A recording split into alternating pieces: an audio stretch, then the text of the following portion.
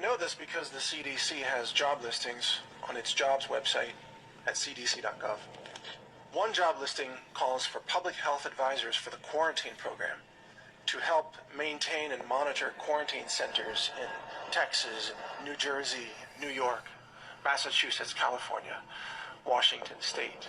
While you may think, well, that seems like a normal, obvious response to this outbreak, the truth is that those job listings were posted on November 15th of 2019, before anyone knew about the virus other than Communist China. You see, in November of last year, that's when Communist China was covering it up. But they were ordering scientists to destroy tissue samples, and they were punishing whistleblowers and even arresting doctors who were trying to spread the word about this exploding pandemic that was out of control in Wuhan, China. As that was happening, the CDC was hiring people to train to run quarantine centers all across the United States, focusing on the cities that we now see being hit hardest. And the special requirements for this job listing by the CDC include knowledge in areas such as applied epidemiology, emergency preparedness and response, and emerging infectious diseases. Now, we shouldn't be surprised that the CDC had advanced knowledge of this, since the CDC also had advanced knowledge of the measles outbreak hysteria in Disneyland, which preceded the introduction of the vaccine mandate law in California known as SB 277. The pharmaceutical industry wrote the law, and they bribed California officials such as State Senator Richard Pan to be ready to introduce it once the media narrative created sufficient mass hysteria after the measles was deliberately released, seeded across Disneyland to infect children. No one died from the measles. There's almost no one who ever dies from the measles. But the media hysteria was coordinated to push for nationwide vaccine mandates. That was the goal of that entire program. So in the last years of the Obama administration, genetically engineered biological weapons that were in the possession of U.S. universities were allowed under Obama to be sold to China. China then released these samples either on purpose or inadvertently. You can choose what version of history you wish to believe. But one way or another, this was all planned. Perhaps the plan was to put this weapon into the hands of the Chinese, knowing that their BSL-4 biohazard labs did not have sufficient protections to stop the release of this bioweapon, given that those same labs had experienced multiple accidental releases of SARS-CoV-1 over the previous decade. So perhaps, this is just a theory, who provided China the engineering technology and the samples so that China could fail to contain it? And the answer to that is the Obama administration and the death science industry that deals in genetically modified weapons and vaccines. They knew that the release of the coronavirus in China would not be able to be contained. They knew that because, well, they helped build it.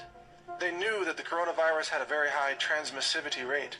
In other words, it was highly infectious, and when combined with the extremely high international mobility of modern human civilization, they knew it would come to the United States. And they knew that once that happened, they could then funnel billions of dollars into the drug companies and the vaccine industry. And that was the goal from the start, to direct public money into these corporations and to make the CDC the hero of this story.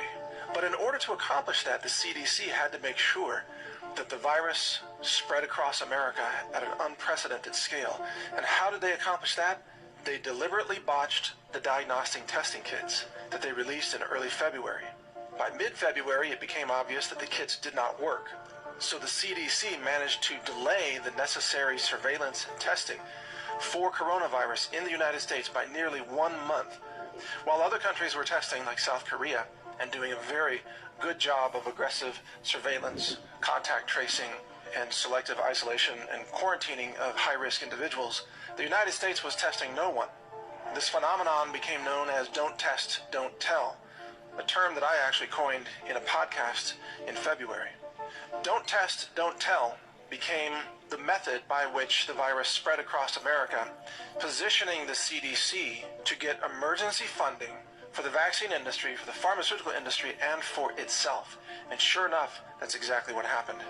signed by the president, a large cash infusion into the pharmaceutical industry and into the coffers of the very same CDC that probably had a hand in engineering this entire outbreak in the first place, just like they did with measles in California. Now, that doesn't mean this pandemic isn't real. People are dying all over the world right now, and millions will likely die before humanity gets a grip on this. This could lead to the fall of finance as we currently recognize banking institutions today. This could lead to economic collapse. It could lead to failed nation states. And that's why I believe that the globalists behind this have truly gone too far. I think even they did not know what this was about to unleash. When they tried the measles scare in Disneyland, they told themselves it wasn't powerful enough. They didn't have enough deaths. And they use deaths, especially deaths of children, to get what they want, whether it's gun control or to try to censor conservatives. They knew that they needed a large number of deaths in order to finally push a vaccine mandate. And so they went to the most aggressive biological weapon system that they could dredge up out of the death science freezers of the BSL-4 laboratories and universities. And they found this coronavirus, a combination of MERS and SARS and HIV, with multiple receptor sites, rapid mutation, natural selection in the world of virology, sure to hit humanity with multiple waves, with different mutations, almost impossible to stop because of its long asymptomatic incubation period, during which carriers are highly infectious to others. This was the weapon that they chose because they wanted more money for the vaccine industry. Greed is what brought us the coronavirus. This did not come from the world of random mutations in nature or a seafood market in Wuhan. This came from the dark, twisted minds of the vaccine industry, the pharmaceutical industry, the genetic engineering, death science industry, and the globalists who have long wanted to exterminate most of the human population. There is no amount of suffering and death that is too much for them to witness as long as they gain profits and power. They are the vaccine industry. They are the pharmaceutical industry.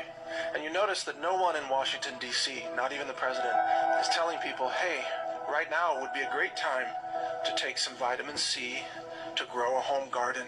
Now would be a great time to stop eating junk food, to improve your healthy habits, maybe even take some antiviral herbs that have a broad spectrum of efficacy, that are safe and affordable and readily available to the American public today. That message has been silenced because the only message you'll hear now is, Big Pharma, please save us. Oh, vaccine, please save us. Oh, CDC, please come save us. And the advisors to President Trump, like Dr. Fauci, are the very same people who have funneled hundreds of millions of taxpayer dollars into the death science industry that created these monstrous, deadly biological weapon strains that are now threatening the very existence of human civilization as we know it today. The world, in fact, has reached a breaking point of greed, where greed drives everything. Greed and destruction have driven this agenda from the very start. And there's nothing they won't do to make sure they get more money while more people die.